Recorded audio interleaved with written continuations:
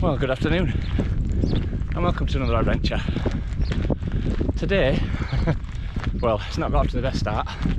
Parked the car up in the car park, nipped into the loo, was washing my hands and somebody came out of the cubicle next to me and it was a woman. I'd gone to the ladies' toilets, so slightly embarrassing. Anyway, back to topic. So I'm out for a bivvy tonight. Won't tell you where just yet, but you'll probably recognise it later on. Ooh, it's a glorious evening. Set to get only as low as about 12 degrees tonight, so it's plenty warm enough. So I've set off quite late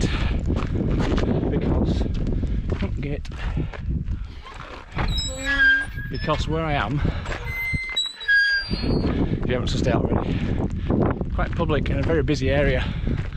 So I brought a book with me. I'm going to get up to my roughly where my spot is, get a book out, get a brew on and have a read until everything quietens down until just before dark. Then I get my kit out. Anyway, I shall bring you back shortly. Thanks for watching. I'm halfway up, soon be at camp. As you can see, dripping with sweat. It's a very, very warm day. In fact, very warm. And that's one reason I chose to come out, really, because allegedly might be a bit rubbish tomorrow weather-wise. It's first day of my 3 rest days, so I thought I'd get straight in. Come here somewhere local, so I didn't have a chance to get up to the lakes because I had some stuff on today, so I not had a chance to drive all the way up there. This is 50 minutes from home, and then the walk-in's about half an hour, 40 minutes-ish, so it's not too bad. It's going to be a stealth one, definitely. But no tarp tonight, just the bivvy and the quilt. Brought my drone. Probably won't get it out tonight because there'll be too many people about. But we'll look at getting out tomorrow and get some shots. We've got a cracking view from up here, look at this.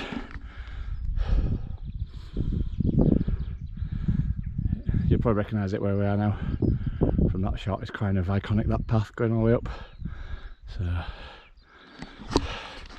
anyway, onwards and upwards, as we say, before I melt completely. Get to the top and get a drink. Catch you in a bit. So, here I am at the top of, if you haven't already guessed it, the top of Malham Cove. Now, I downloaded various pictures and street view maps to see what the ideal place was to bivvy, so I'm not on the footpath and a bit out of it, but at the same time being able to get a decent view of the sunrise without getting out of bed. So I think I found it. Now I'll just stand up because I'm sat down at the moment, and I'll give you a little bit of a tour of. I haven't unpacked anything. yet. I've just literally sat down. I'll wait till it quiets down a bit. There's just a couple of people on picnic blankets just chilling. But I should imagine, because it's cooling down a bit now, the sun's going down, that they'll disappear shortly. So here's a little guided tour of my digs.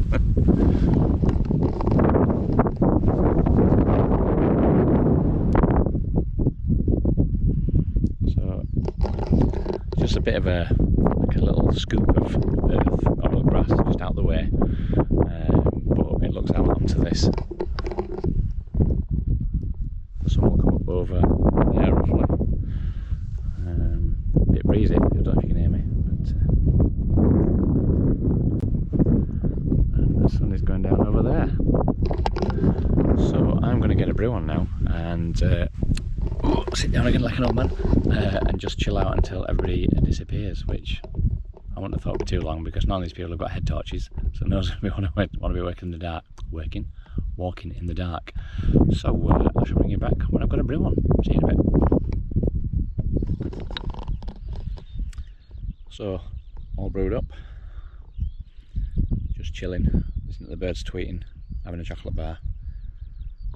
The worst places to be when the sun's going down. It's the only downside, I'm not moaning by any stretch of imagination, but the only downside is a little bit of a breeze. Won't stop me sleeping. And let's face it, it's better to just have a breeze blowing on you than have it wafted in a tent, which is normally the case, isn't it? But anyway, back to my original point. This is the best place to have a brew. Have a look at that. That's a brew with a view. That's quality. So nice up here. Like I say, I've just found what is possibly a perfect spot. I mean, to be fair, by the time I get all my kit out and settle down to go to sleep, there'll be nobody about anyway, so I could camp in the middle of a footpath and no one's going to stand on me, because tomorrow the sunrise is at 20 to 5. So, you know, let's face it, I'm going to be up from 4:15 in the morning. Probably packed and had my breakfast by 5:30 and on my way back down. So there'll be nobody about. So yeah, I could technically just put my sleeping bag right in the middle of the rocks where everybody walks across and nobody'd see me, because no one's going to be out at that time, are they? Only nutters like me, yeah. So I'll leave you with that view.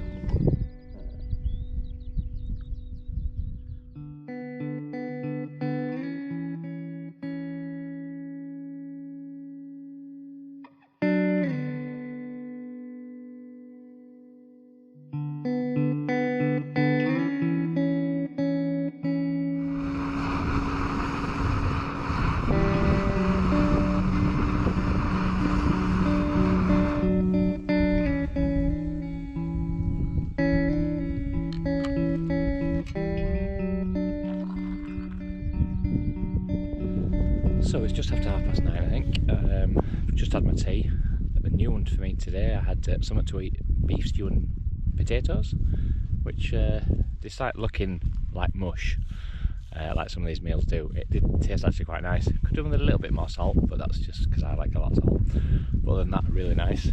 I've been trying to put out, so it's been quiet for a while. I'm thinking, should I put my ground sheet down? You know, not get anything else out, but get my ground sheet down. And every time I start tipping it out, I've heard voices like, "What are you doing, please? 9 o'clock at night, what are you doing up here?" So now I say it's just about 9:30 now. I think everybody's disappeared, but you know, it's like M1 today. There's that many people up here. But I thought it would be quiet with it being quite late on, and with it being Tuesday night, it'd be pretty quiet. But obviously it's been nice weather, so people have been here until quite late. But it's going to be getting dark, in theory, in the next half an hour. So I don't think I'll see any more people up here now. So I'm going to start getting the rest of my kit out. So just got to get my bivvy out, inflate my mat, stick that in, and then I'm good to go. This breeze is not too bad. I'm going to, well, I should be able to set my rucksack up so it blocks the wind from my face. But failing that, I'll just pull my bivvy over my head like I did last week. Keeps the sun out, and it also keeps the mozzies out and everything else that wants to come all over your face. So right, so I'll bring you back when I'm all set up, so I'll see you shortly. So just after I last spoke to you saying I think everybody's gone, just started to get everything out, and a couple of fell runners turned up, didn't they? So just I mean, to be honest with you, where I'm here, depending which way you approach the rocks and up the cove generally, I'm sort of tucked away, so when I'm lying down you probably can't see me anyway, because I know I've been sat here for a while reading my book and I've heard some voices. I've sort of stood up and they went, "Ooh, somebody up there." So but yeah, so this is my little camp for the night. As you can see, you probably can't tell from here, but so you come up over there and you can either walk right around the back like there, or go up there and you walk across the rocks and round. But either way, you shouldn't in theory be going this way, because it's not really a footpath. I'm kind of in between two footpaths, but of sorts. But like I say, it's now about 10 o'clock, still broad daylight. Sun's gone down behind there, which I might have got some time lapse, I don't know. If it's in, I did. If it's not, I didn't. It's 9:45, sorry. So that's my camp. All nice and tidy. Pretty minimal. But, you know, ironically, this is the perfect pitch for a tent. It's just nice and flat, and it'd be cracking for you to put your tent daughter, but obviously, I'll be time to put your tent up here. That's a bit too obvious. Even if it's in green, it'll still stand out away. But yeah, so I'm all squared up. Just been reading my book, had a brew, just been enjoying the peace and quiet. Yeah, so let's one last look at the view. This will probably be my last check-in before bed, because, well, it's getting a bit dark now and I don't want to be faffing around with torches and bright lights and no point having a bloody camouflage bivvy, is there? And then flashing torches all over when it gets dark. So I might have my red light on to read by a little bit. But as usual, I doubt I'll get much sleep, because I never do. probably less so because it's my first bivvy on my own. And I'm not scared of the dark or anything, but it's just a bit weird, isn't it? Being out on your own completely. I was saying to Deb, to my wife, you know, when you've got a tent, even though it's just a bit of canvas between you and the outdoors, it kind of gives you that false insecurity that you're safe because you're like within your 4 walls or 5 walls, however many 10 walls you've got. But when you're on your own, it's just a little bit different, so it just feels a bit weird. Anyway, I'm rambling, so I shall bid you all good night, and I'll check back in the morning, which is probably going to be about 5 hours from now. The sun's been coming up recently, and it's set to be a glorious day, so I'll catch you in the morning with a bit of sunrise, hopefully. See ya. Morning. Well, it's just after 4:30.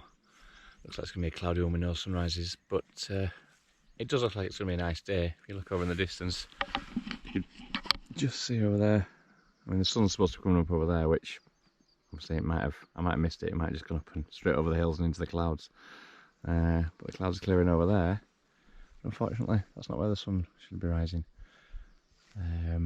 So yeah, missed out on the sunrise by the looks of things. Counting them all, I've had a couple of good ones recently, so you know, is what it is. 2 out of 3 ain't bad, as they say. I've just noticed this morning I've started being bothered by midges or little flies or whatever they are. They don't bite me, they just faff about and annoy me. Same as in Scotland. I never actually got bitten, but they're just in your face, aren't they? Not very nice. So I've just had some porridge. I'm just having some porridge, having a coffee. It's still quite dark. I was going to get the drone out, but I'm not sure how good a footage will come out when it's this dark. But might give it a bit, see if it brightens up while I'm just about packed away. Might give it half an hour or so while I have my coffee and my porridge, see if it comes out, and then maybe get it out. If not, you know, again, can't win them all. You don't need drone footage in every single video. It's not why I do it. So catch you in a bit. See you soon.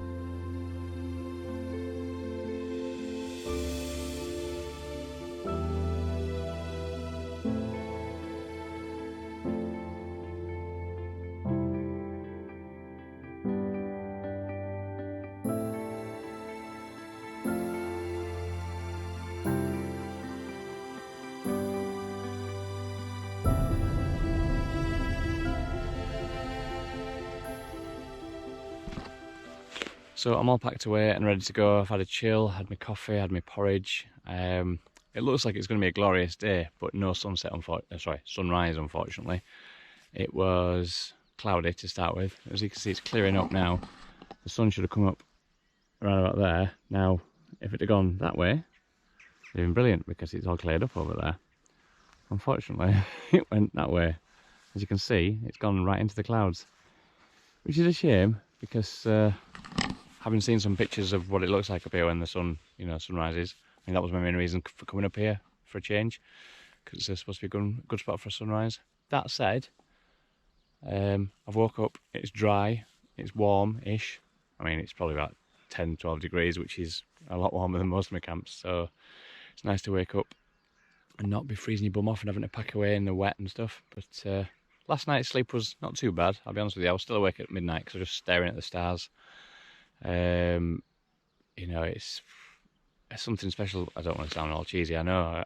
When I realise a lot of the stuff I say on these videos comes across as a bit cliche, but I can't help it. You know, when you're sleeping under the stars and you're just lying there looking up at millions and millions of stars, you know, however many there is, you know, it's pretty special. It was nice last night, and I even saw, well, I saw a shooting star, and I saw a lot of, well, I thought planes had lights on that flashed on and off, but I saw a lot of planes. I'm not into UFOs, don't get me wrong, I'm not a conspiracy theorist, etc., but there's a lot of strange moving stars last night that seemed to be going too slow to be stars and too much of a set path, but with no sound. It was a bit weird, or maybe I was just tired and my mind was playing tricks on me.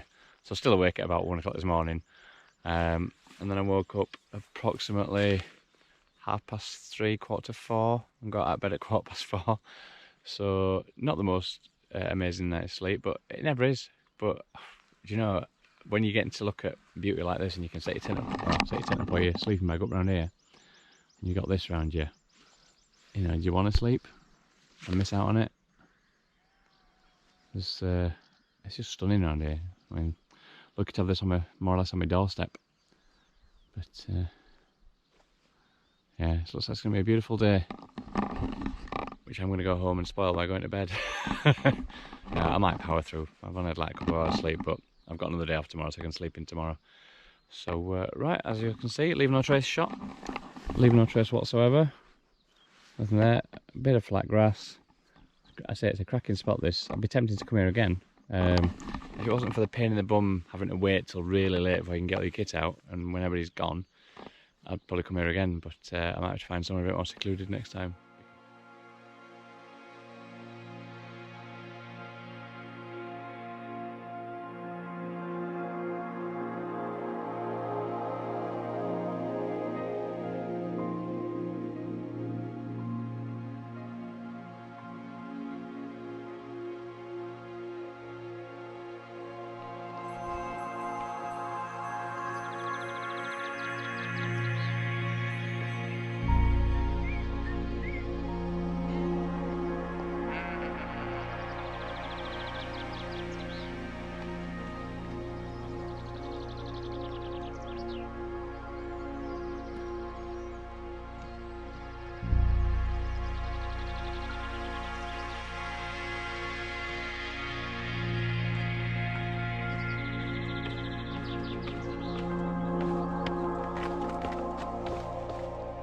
So now the sun has decided to come out.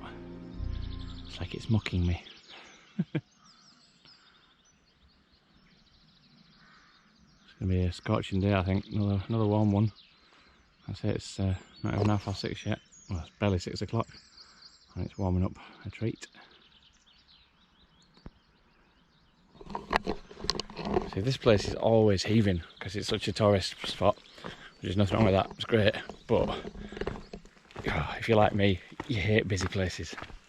Just, I wish, sometimes you wish you could have everything to yourself, which I know selfish, and everybody's entitled to having their part of the, the countryside, etc. But sometimes they're just like, leave me alone. I want to be on my own, my spot. So it's very frustrating. But that's the beauty of wild camping and bivvying, etc.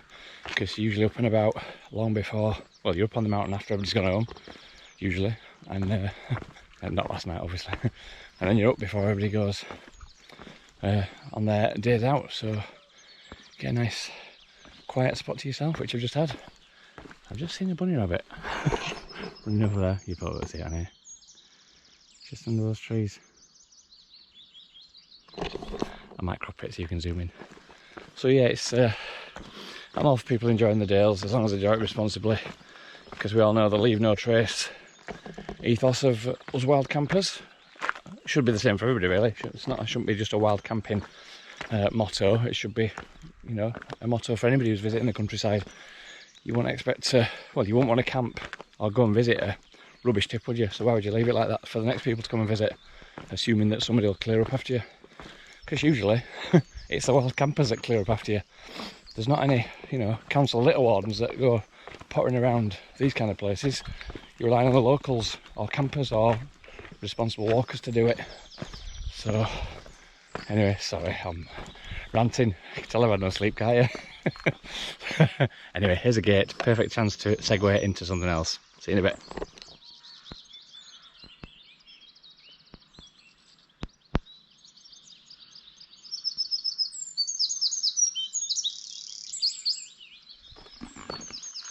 So if you haven't been to Malham Cove before, I can highly recommend it.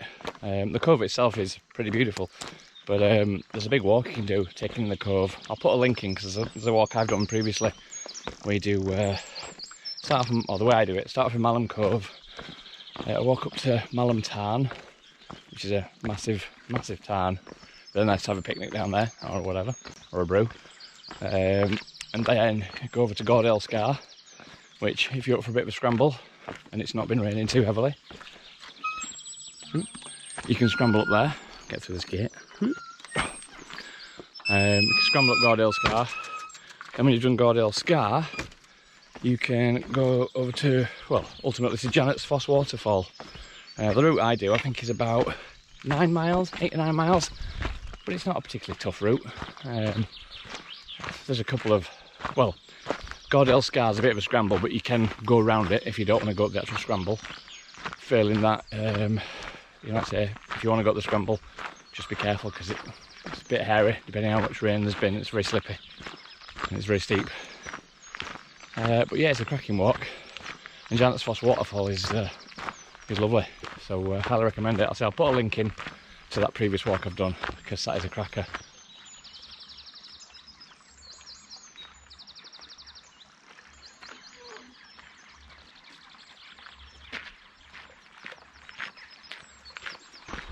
One thing I will recommend about this place is it's great for stargazing. Not so much last night because the height of summer you don't get, it never really gets truly dark, does it? You only get a couple of hours if you're lucky. But last night it never really got really dark, so I didn't see too many stars, but enough. But I've come earlier this year. Me and Debs came after work on a late shift, got here about midnight, and it was absolutely stunning. I think it was about two months ago. So not quite summer, so proper dark night, and we just set up around here, just by the stream, and there's virtually zero light pollution, so the stars were amazing, absolutely amazing.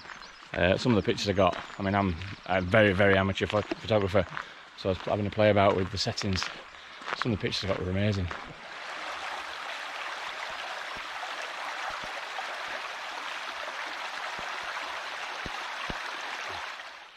So that's Malham Cove, quite a unique rock structure, and I think, I could be wrong, but earlier this year when we had a lot of rain, the cove became a waterfall for the first time in something like 80 years or something ridiculous. I think it was 80 years, because obviously up there's no water sources as such, but the rain was so bad. I mean, obviously, again, geology is not my strong point, but this whole cove was probably carved out by glaciers and streams, and obviously there's a stream here, but it doesn't flow down the cove. But yeah, I'll see if we can find some footage and stick that in for you. If not, just Google Malham Cove waterfall and it'll probably come up.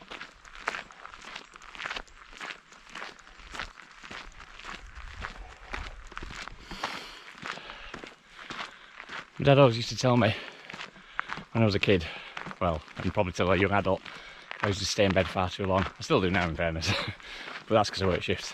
But when I was younger, Dad used to say, "You're sleeping through the best part of the day," and I'd be like, "Oh, whatever, Dad." Actually, when I was a kid, but he's right. And I mean, to be honest with you, I'm still not an early riser, apart from when I'm camping or when I'm going out for the day. But when you get up to days like this, it's absolutely glorious. Yorkshire Dales at its finest. So on that note, I'm almost back to the, well, not to the car, but back to the main road. So I'm not far from the car now. So I shall just finish off by saying, cracking camp. Only niggle was people being around far too late. But, you know, when you pick a popular spot, you know, I can't complain because it's my choice to be here. That was the only niggle. Other than that, fantastic. Thought it'd be a bit scary being out on my own, but it was fine. Just lying there looking up at the stars, absolutely stunning. The scenery was amazing. Not as many stars as I'd hoped, so again, didn't get any astral photography, but sometimes it don't matter. Just sitting there or lying there looking up at the stars. Didn't get bothered by any insects. Heard a few funny, strange sounds through the night that I'm not familiar with, which always spooky a little bit. But on the whole, yeah, that's a highly rated camp, this one. I'd definitely do it again if it wasn't for having to come so late. But there are plenty of places in the Yorkshire Dales that I can go. So it's just nice to know there's plenty of places closer to home. And if you do it right, because you're not supposed to camp in the Yorkshire Dales, but if you do it right, nobody knows you're there. And you know, you're not really supposed to camp anywhere, it's just tolerated in some places. As long as you're smart about it and don't leave a trace.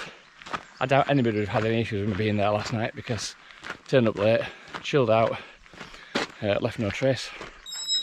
Why would anybody have an issue with that? What's the difference between me turning up late, staying overnight, or me spending all day there and then coming back first thing in the morning? No difference whatsoever. So anyway, I'm off on one again. I'm rambling. I'm rambling and ranting. But that's 2 hours sleep, that's what it does to you. So I shall just leave you with one last stunning view of this valley. Absolutely stunning. Thank you so much for watching. Please subscribe, give us a like. I'm also on Facebook, Rob's Adventures. Twitter, Rob's Adventures, you name it, I'm on all the socials. So thanks as always guys for watching, really appreciate your support. This is Rob from Rob's Adventures signing out. See you next time. See you guys.